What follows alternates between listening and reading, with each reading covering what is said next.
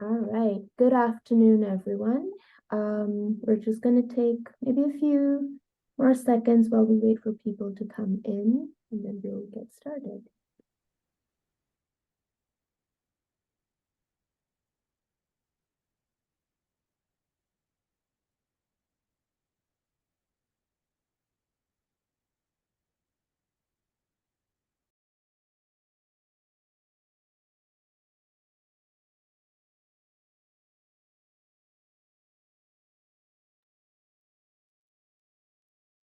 Okay, I think we'll go ahead and get started. As people come in, we'll just do some housekeeping first. So, good afternoon, everyone. Thank you for joining us, and welcome to session number 4 and the last session for today's NPA International Equity Summit. I'm Rashmi Raj. I use she, her pronouns. I am the Assistant Director of Postdoctoral Affairs at the Star Wars Institute for Medical Research in Kansas City, and I'm also one of the international officers here at the NPA. And today I will serve as the moderator for our last session. So our last session for today is going to address international postdocs challenges to improve the postdoctoral experience for all postdocs. And if you're joining us for the first time, just here are some reminders. So if you have specific questions for the presenters, we highly encourage you to put them in either the chat or use the Q&A function. The presenters may be able to address some of the questions during the course of it, but we have some time reserved at the end to address all remaining questions as well. A reminder that this session is being recorded and it will be available soon on the NPA website. And given the nature of the topic that we're discussing during the Equity Summit, we do sometimes discuss sensitive topics. So if any of you do feel that you need assistance, feel free to take some time and do not hesitate to reach out to your postdoc office or any of the appropriate resources available at your institution. These offices are here for your help, and we highly encourage you to take advantage of them. And with that, I would like to introduce our speakers for today's session. So today we are joined firstly by Dr. Natalie Chernetz, who is the Director of Postdoctoral Affairs and Professional Development, Associate Director for the MD PhD program, and Assistant Professor at Drexel University. Dr. Chernetz developed a passion for enhancing career-related training for trainees when she was the first administrative postdoctoral fellow at the Jefferson College of Biomedical Sciences Office of Postdoctoral Affairs at Thomas Jefferson University. With multidisciplinary training in physics, electrical engineering, and biomedical sciences, she speaks the languages of medical doctors, biologists, physicists, and engineers, and also excels at drawing ideas from multiple disciplines and enjoys creating opportunities by connecting different people. Dr. Chernetz is really committed to supporting the next generation of scientists through her service with the Philadelphia chapter of the Association for Women in Science, where she served in multiple roles, including the president and mentoring co-chair. And last but not least, she also serves on the postdoctoral section of the National Steering Committee for the GREAT Group, which is the group on graduate research, education, and training by the American Association for Medical Colleges. We also have today Dr. Paula Cepeda, who is the Director of the Office of Postdoctoral Affairs at Washington University in St. Louis. Dr. Cepeda holds a PhD in linguistics from Stony Brook University and has a really strong record of developing and managing successful learning training and advising programs for earlier career scholars from different fields. Dr. Cepeda advocates for and works towards policies, professional development programs, and other interventions to retain and engage underrepresented identities in academia, focusing in particular on women, Latins, and LGBTQ+ scholars. And also, as relevant for today, to educate international trainees about their career options. Dr. Cepeda also currently serves on the postdoctoral section of the National Steering Committee for the GREAT Group of the AAMC. And until earlier this year, she also served the NPA as the international officer and chair of the International Task Force. So thank you both for all the work that you've done, and I'm turning the time over to you now.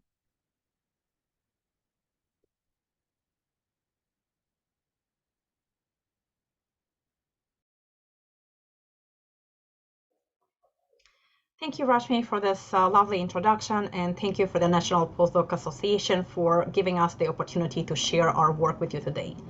We're going to present on finding solution, addressing international postdocs challenges to improve the postdoctoral experience for all postdocs.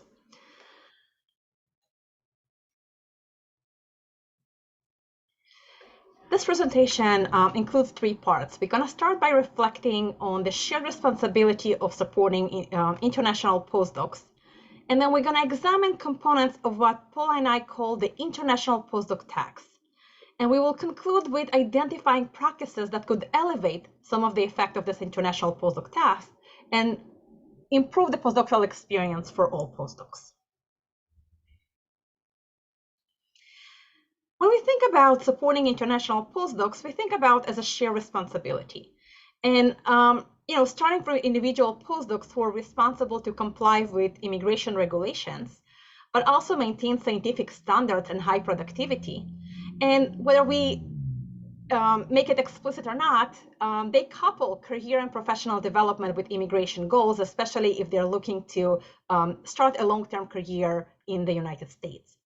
From an institutional perspective, we would like the institutions to adhere to national standards and model practices, but also ensure that the policies that affect all postdocs are, from an equity perspective, to ensure that they don't have unnecessary burden on different populations. We also would like the institutions to provide support services, professional development, and immigration education. Additionally, on the broader side of the community, funding agencies, professional societies, and scientific organizations can create accountability for institutions by creating standards. They can expand funding opportunity to include international postdocs, and they can advocate for immigration reform for advanced degree holders to keep scientific leadership. And this is basically our starting point to think about the shared responsibility. So first, we want to turn attention to the individual postdocs. And in the past year or so, there's been a lot of conversations about postdocs and postdoc challenges, not just within our community of postdoc offices, postdoc associations, individual postdocs, but more broadly. We are hearing from faculty that there are challenges recruiting postdocs, and we are seeing effort from the National Institute of Health to create, task force to reimagine the postdoctoral experience. We hear about those topics at grant meetings with associate deans for research, thinking about how this postdoc experience impacting the research enterprise. So it's not surprising that all postdocs experience stresses from compensation perspective, from benefit or lack of benefit perspective, funding, job insecurity, poor mentorship, career decisions, abusive environment. This is something that is shared by many postdocs. But in addition, the international postdocs have an additional component that makes all of the other parts more severe. Next slide, please.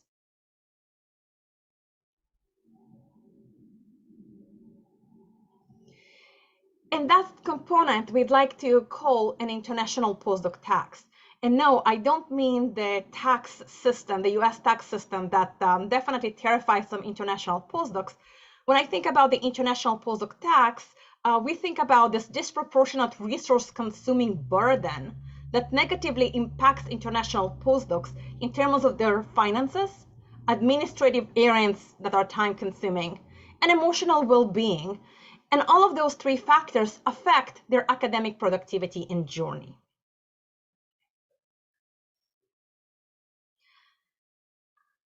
So again, kind of thinking about this international postdoc tax in 3 main components: the financial, the emotional, and the administrative, and how those 3 components interact to affect that academic journey.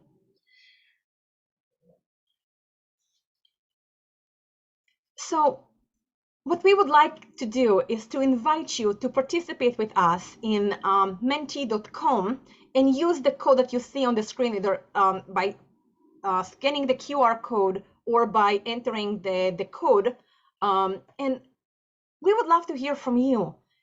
Do you have examples of what we call this international postdoc tax? And they can be financial, they can be administrative, they can be on the emotional side, they could be none of those categories. But we would love to hear from you some examples that, in your opinion, can constitute this international postdoc tax.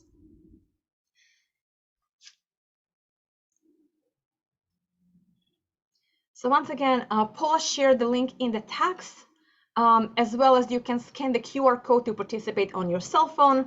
And we are waiting to hear from you examples of international, what we call international postdoc tax.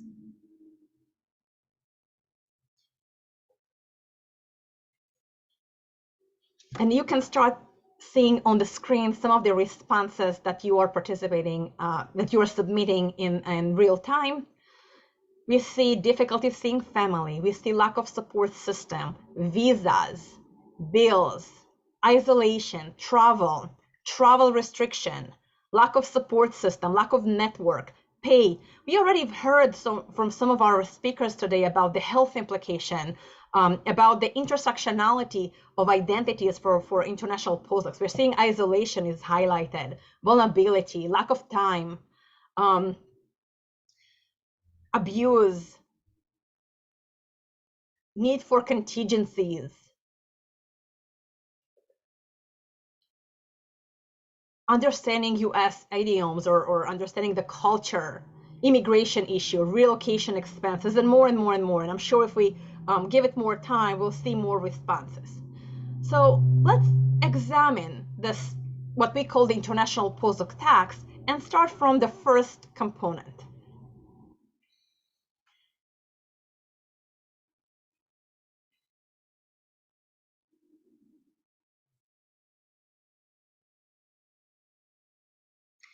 So when we think about the financial component, this is some examples. This is not an extensive list, and some of those were already mentioned in the Menti poll. But we definitely think about visa cost. When we think about visa cost, it's the OPT cost, is the J visa cost, is the cost for dependents, for H4 status for those postdocs who hold H1B status. 1-year contracts that contribute to the need to renew the visa over and over and over in 1-year increments. All of those things pile up additional expenses that are represented as this visa cost. But maybe something that is less apparent to the community, that visa cost or the length of visa is also tied for the length of driver license. So if your visa is renewed every year, so is your driver license that holds additional cost. Some of the postdocs, especially if they are in H-1B status, may have non-working dependents, children and spouses that don't have work authorization and have additional family members that they have to provide for. They struggle with limited funding abilities. So if you're looking for faculty appointments, there is less grant opportunities for this population. We've heard from Sina a little bit about the fact that many international postdocs receive lower compensation than domestic postdocs, especially because of lack of negotiation skills, and also because the need for visa, and they're willing to take a pay cut just to make sure that they can continue staying in the United States, or urgent need for changing positions. Currency impact. So if you have bills or you support your family back home and your home country has different currency than the United States, that any shifts in currency are also impacting your finances. Lack of credit history. Often international postdocs who come here for the first time don't have credit history, which means that they pay more, higher deposit, more months of rent upfront to compensate for that, have to pay more for cell phones because they don't have that credit history. Initial lack of Social Security. So often it takes time to get that Social Security, which you need to be paid. So while you get paid later, retrospectively, it can take a few months until you receive your first paycheck. Lack of job mobility also can impact your finances. Of course, self-sponsored green card cost can be thousands of dollars. And then postdocs are often, international postdocs are ineligible to receive honorarium for invited talks and speaking engagement, as well as it's difficult to become an adjunct because of visa restrictions or receive money for internship. So this is just example, and again, not an extensive list. When we think about the second component, the administrative or the time-consuming component, we can think about, again, the initial lack of Social Security, the need to gather all the documents and go and find, to get that initial time. The driver license related to immigration documents, like I said, if you have to renew it every year because your visa is renewed every year, you have to visit. And if US citizens mostly can renew their driver license online, international postdocs have to be in person, which means that it's more time consuming. The processing time for visa renewal, for green cards take very long time, but also often because of the specialty of knowledge that is required from the government agencies, there's only handful of people who can handle, handful of clerks that can help in those responses, and that means longer waiting times to get that one person who knows how to process specific documents. Often international postdocs have to educate potential employers of how to hire somebody who is international, especially if they haven't done it before, and maybe advocate for themselves whether they're eligible to participate in H-1B lottery, especially if this is a outside of the nonprofit world, when you have to participate in that lottery system. But also sometimes you have to educate the government workers. When you come to renew your documents or you need some special documents based on the fact that your visa status is pending, you have to find the right people to address your needs. And sometimes you have to explain to them what is it that you need and how to achieve that. And that can take time. And sometimes it requires you to visit multiple branches of the same office just to find a person who knows how to handle some of those specialty issues. They need to have a health and immunization record. And sometimes, depending on what your country of origin, those records may not be valid in the United States, and you're required to take additional immunization. For example, as of COVID policies, some international postdocs who received vaccines in their home countries had to retake them here. And again, that's burden administrative and time consuming.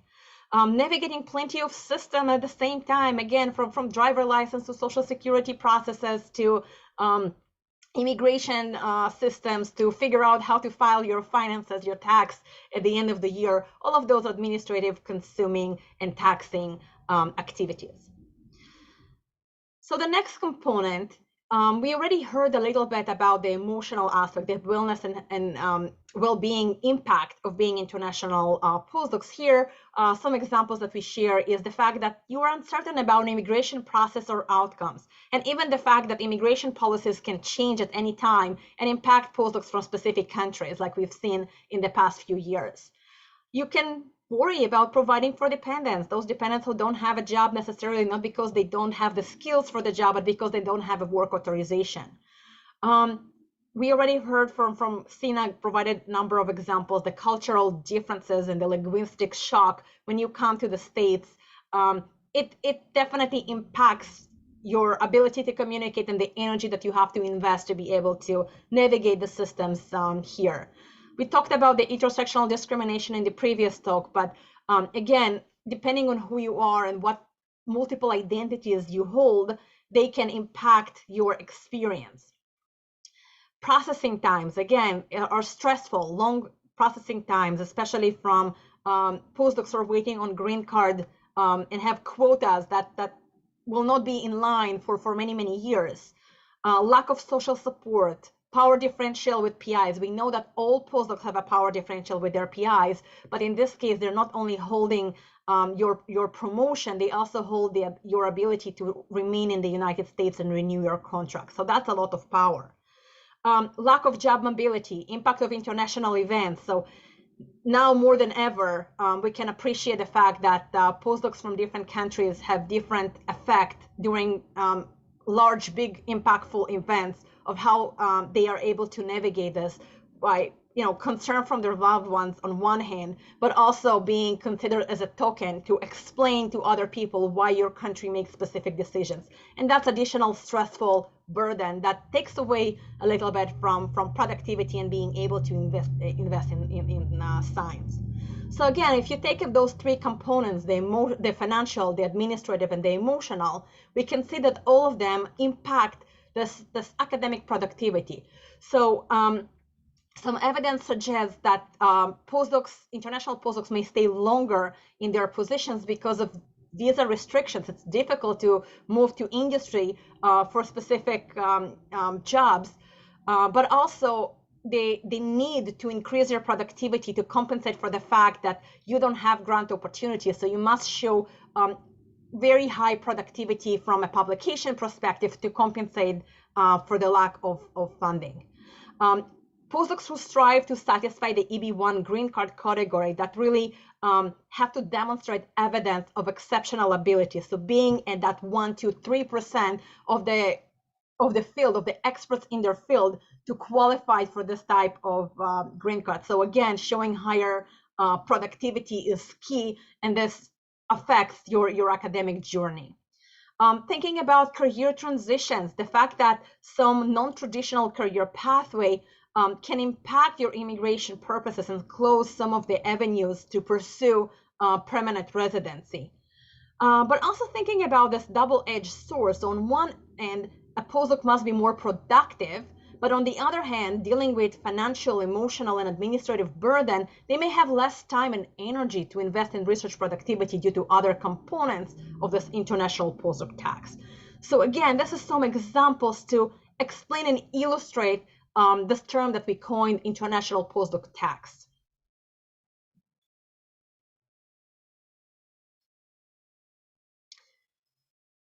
Okay, so next, we would love for you to attempt to quantify, in your opinion, either based on your experience as an international postdoc or based on your work supporting international postdocs, to think about the impact, in your opinion, of the financial, administrative, emotional, and academic impact. So in the same Menti code, if you still have it open, or you can revisit the link that Paula reposted in the chat, you can slide the bar to indicate your impact. So, and we are seeing the average results of your votes. So kind of curious to see your opinion on what of those pieces is most impactful. So, we're seeing financial, administrative, and emotional quite high, and compared to the academic impact, and the administrative impact being slightly higher. So that's interesting to know. Again, those components interact with one another and not necessarily mutually exclusive to affect that journey, that experience of international postdocs.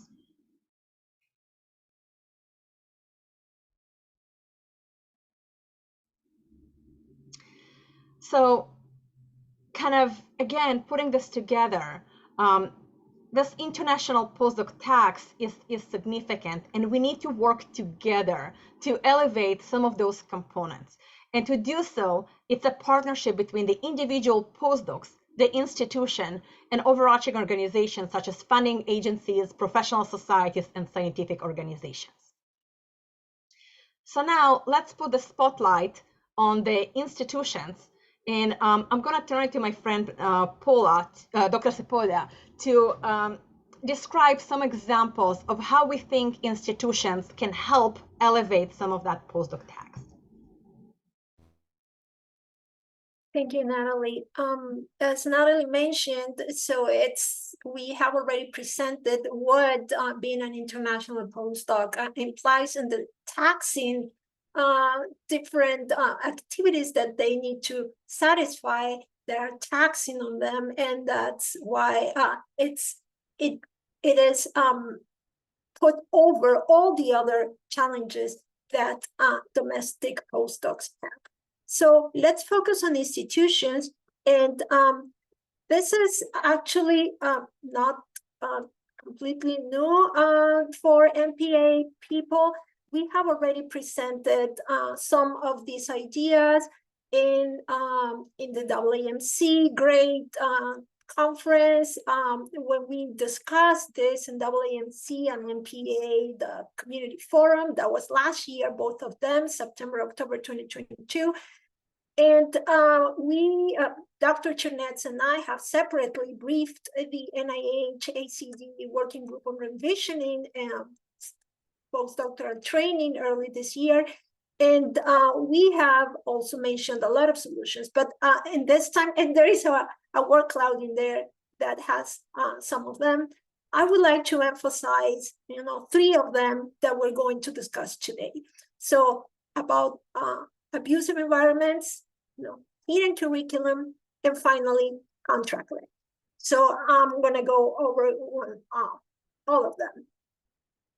So when we are talking about the institutional responsibility of, in general, academic settings, research centers, any institution that is training postdocs, we need to address the abusive environments that are present right there. So there is a publication that is right there, 2021, and there are a lot of these ideas and testimonies about what being international implies while being in STEM, and also you don't have to be international to be part of these abusive environments. So we actually request institutions to have oversight over faculty supervisors, right? It's not okay to have all the power of hiring and terminating postdocs just concentrated in one person. This hiring and termination should be placed in a higher level individual labs, for example, the departments. Think about how graduate education is organized, right? So it's not based on exactly one person, it's about the department and institutional support in general. So we need to think about these issues when reimagining the postdoctoral training in the United States. We want to combat abusive environments, but at the same time, we want to rethink and find solutions in order to address the needs of international postdocs and at the same time, the needs of all postdocs, right? Because international postdocs are not a separate group. They are subsumed, among all the other challenges that postdocs in general have.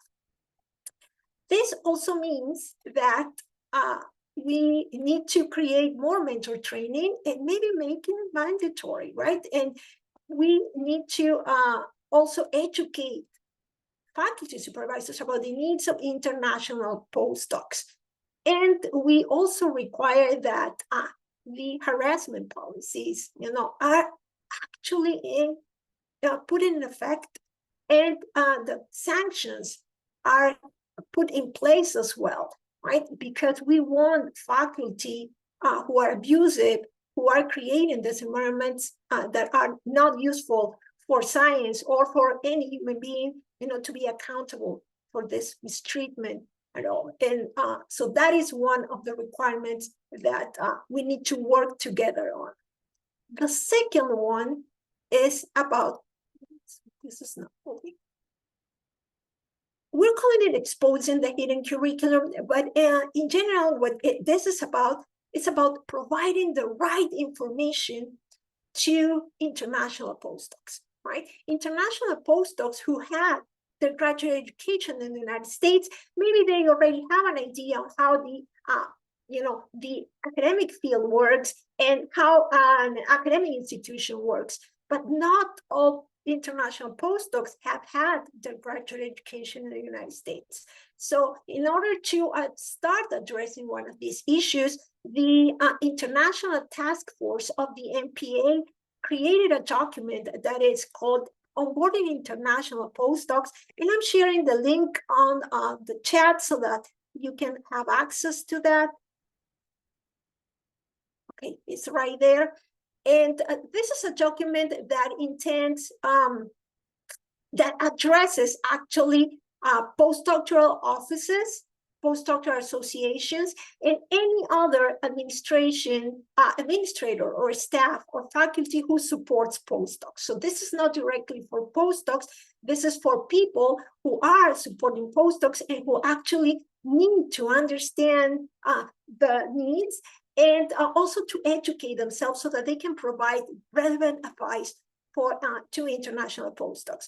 We have different sections, and if you are taking care of postdocs, and maybe you already know these issues, and this document may not be completely novel in their content, but it may help you organize or reorganize your ideas and present new perspectives to your international postdocs. If you are completely new and didn't know about what we present in the content, so please let us know. It will be very useful for us. And if you find any additional advice that we need to include, this is a document that is already out.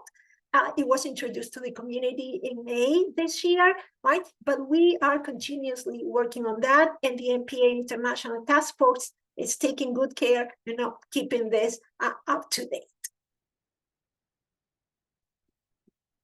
Another option to expose the hidden curriculum is to address postdocs themselves. So with the support of a Burroughs Wellcome Fund, Dr. Chernetz and I are creating a curriculum to educate international postdocs on their coupling of their career decisions and their immigration goals.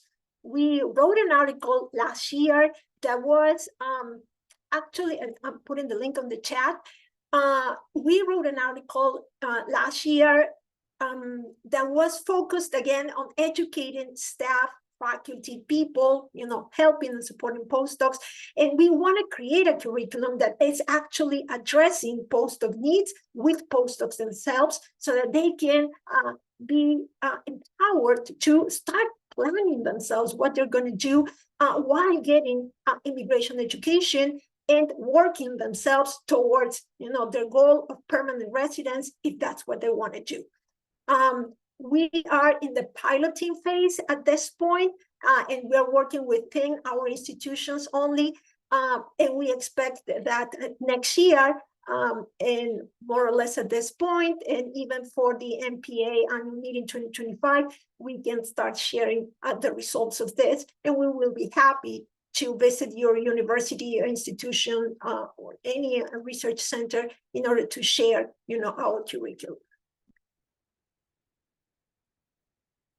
The last element that I want to talk about regarding institutional responsibility is about contract length. So for those who don't know what's happening when we are trying to hire international postdocs that are abroad, so our institutions process federal documents that are going to establish the immigration status for, in this case, international postdocs. So if you're coming on a J1, for example, you have a DS 2019, and then your institution mails this to the postdoc who is abroad, and the postdoc brings this document to their own US embassy or consulate, in their country, and they present this document along with some other documentation and paying a fee to get a sticker on their passport that is called a visa. And the visa is a travel document that you need to present at the port of entry so that an officer can decide whether or not you're going to enter the United States. Having a visa is not, it doesn't necessarily mean that you are already accepted to enter the United States. It all depends on what's happening at the port of entry. So when you have a one-year contract, like it's the usual practice across institutions in the United States for hiring postdocs, it actually means that you have a one-year immigration status, which means that you're going to have a one-year visa, right? And with these immigration documents, you're going to have a one-year driver's license, right? And you're going to have a one-year also length for all your dependence documents. You're going to have a one-year I-9, and these are implying a lot of costs and risks. So as you can see, having longer contracts is, I think, the international postdocs need. Longer contracts are going to decrease the international postdoc tax, because they're going to work in favor of their finances and their well-being, while avoiding the constant document renewal that they need to do. And also stimulate department involvement in this case. And it's going to simplify, all the administrative issues for institutions themselves. That is exactly why we are, again, proposing that longer contracts should be the norm. This is going to address one of the postdoc stressors that are affecting not only international postdocs, but also domestic postdocs, right?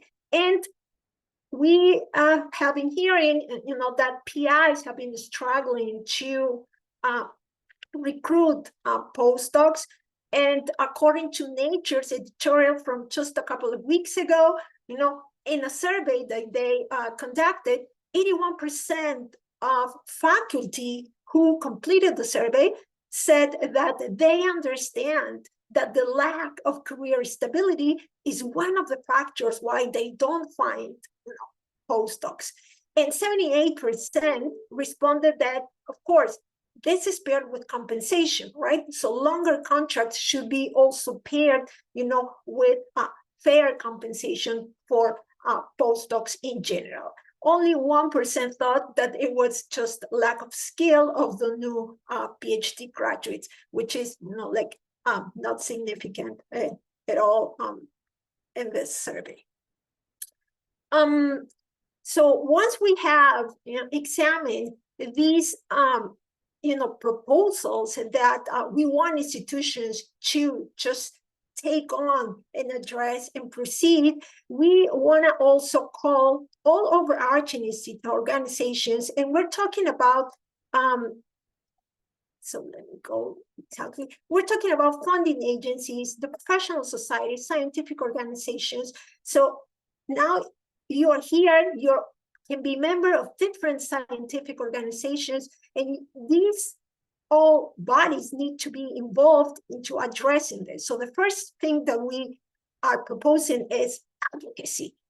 Policy expansion is necessary, putting pressure on institutions to comply with policy that is already there, or to enhance and make policy strong so that institutions address abusive environments, as we mentioned before, and the idea of contract lengths, because now we understand the impact of a short contract.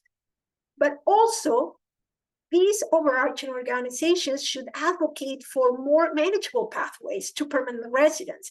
So if we are on temporary visas, this is very difficult, and it's creating, this tax for all international postdocs that is affecting several aspects of their lives, right? And that may be not familiar for those who don't have to experience this tax. So advocacy is the first requirement.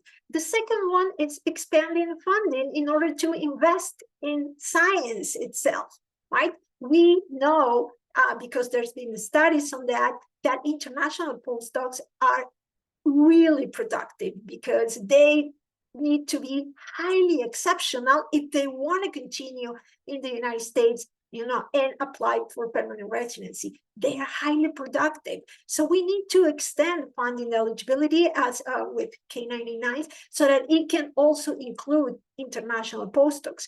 And at the same time, and this returns to compensation, we are requesting that if they want to keep, we are already training international postdocs.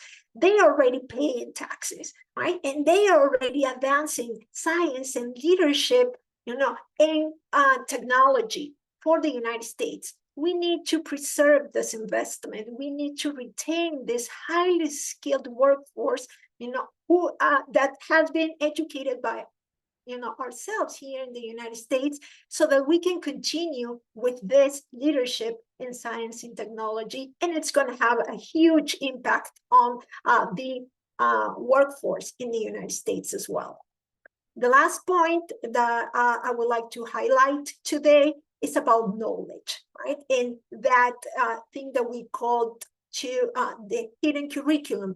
Do we need to unreveal those things that are not being shared with international postdocs? We request overarching organizations to fund institutions that can develop immigration education, that can that can create programs that actually understand the needs of international postdocs so that they can couple all their professional development with their immigration goals. And at the same time, these overarching organizations should provide mechanisms to disseminate model practices that right now are isolated across the United States. And these model practices may be already helping reduce the effects of the international postdoc tax. And as we have seen during this presentation, reducing the effects of the international postdoc tax is not only beneficial for international postdocs, it would only have like positive effects on domestic postdocs and on institutions and on the advancement of science and research in general. I just want to remind everyone that we've been discussing all these issues as a shared responsibility. So there is no single one of these agents that needs to work by themselves. It's a combination of postdocs themselves, institutions that are supporting postdocs, and the overarching organizations that are either funding, that are either creating communities for all of us right out there. With this, I want to finish, and Dr. Chernetz and I will be happy to answer your questions. I'm going to stop sharing at this point, and if you want us to show any other slide, we'll be back to it if you request it. Thank you both so much for that really illuminating talk, very well structured, a lot of great advice in there. We have a few questions. I think the first one talks a little bit about what postdocs could do when faced with a PI challenge. So the question is, my PI refuses to admit that he created a problem and it impacts my productivity and impedes plans for long-term career. Are there options that the postdoc themselves, what are resources and things that the postdocs can do when faced with this situation? So this is another kind of highlight of what a postdoc tax is, because on one hand, your option is to try and explain and educate your PI of, share your culture, where you're coming from, and try to change the situation. It may or may not work, but it definitely requires a lot of energy investment on your end. You could complain about the PI and reach out to both the postdoc office, to the ABADS person in the university, but often you can expect retaliation based on that experience. So this comes with a risk. And then the third option is to really look for a better environment, knowing that it's not so easy to switch labs, and especially if it requires switching institutions because of the time engaged in transferring your visa, in interviewing, and all of those timelines. But unfortunately, this is the three options, and each of them comes with rewards and challenges.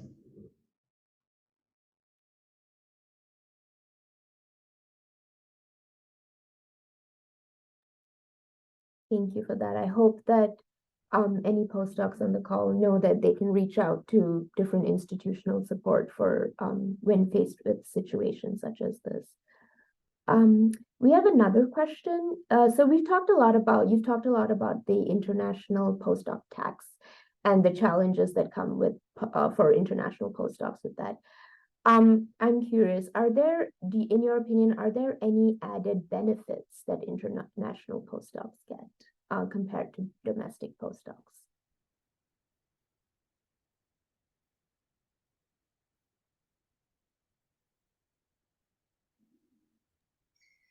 So the question talks a little bit about that delayed gratification for paying the postdoc tax. Oh, Well, sorry. Yes.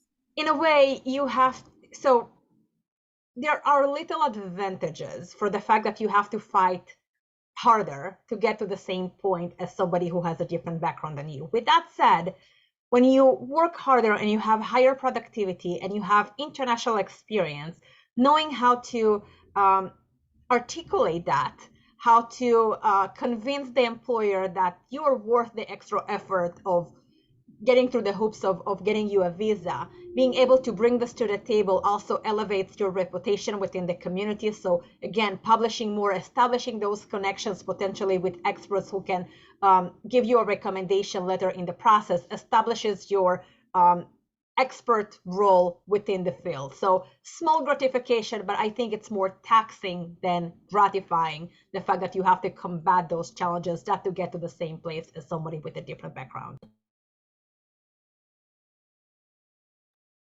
I just want to add that, the systems are so complicated and it's so easy to make an honest mistake that once you have done something, it feels like a big win. And that adrenaline can help you, during the day or a moment. But as Natalie said, then it's more taxing at this point, and we are looking for equity. And because of that, we need to think about, those who are, in the lowest end, and try to solve all the problems, building up.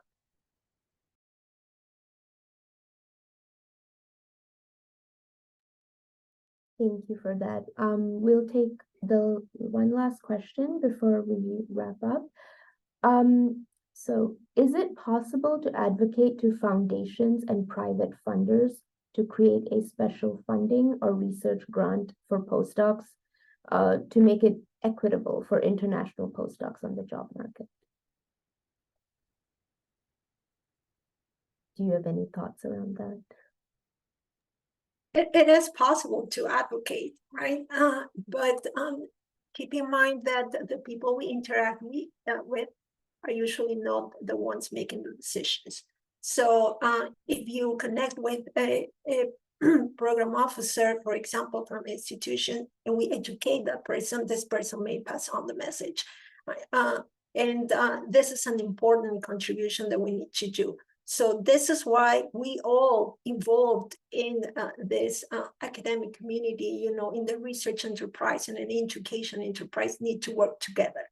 So it is possible. We need to find the actors, right? And this is not about us who take care of postdocs only. It's about institutional responsibility. It's about postdocs themselves, as we have heard, in the previous presentations. And it's also about these organizations and their willingness to also expand their eligibility criteria. Thank you, Paula. We are almost at time, so we're going to wrap up this session now. Thank you, Paula and Natalie, so much for all the suggestions, advice, and everything you've shared. And thank you everyone for attending. I hope you found this very useful and relevant and applicable to you in your own lives. And a few last minute reminders: if you aren't a member of the NPA, please do join.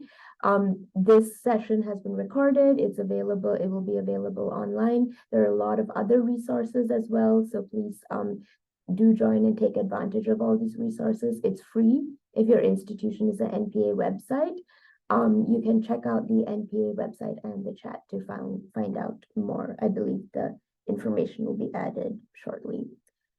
And also, as a member of the International Task Force, if any of the topics that we've covered today are of interest to you and you'd like to join a community to chat more and come up with solutions, please do join us. Please submit a volunteer interest form available online. We're always eager for volunteers. And as Paula shared earlier, that onboarding document is just one example of the work that we do. As Tom has shared in the chat, the NPA annual conference registration is open. We hope to see you in Seattle for that. Please don't forget to register for early bird registration. That closes by December 15th. And with that, I am going to end this session and turn it over to Tom to wrap us up and take us out of here. Tom. Rashmi, I think I only need about 15 seconds because I think you just covered it all. Thanks to our speakers, thanks to the attendees and our sponsors. This is the beginning of the conversation. I hope that we're able to, as a platform was helpful to you, and that you're able to take these conversations and convert them back into actions at your home institutions and in your home communities, wherever they may be. So thank you for attending. And as Rashmi said, we'd love to see you in Seattle, March 15th and 16th at our NPA annual conference. So with that, we'll end our Equity Summit for this year.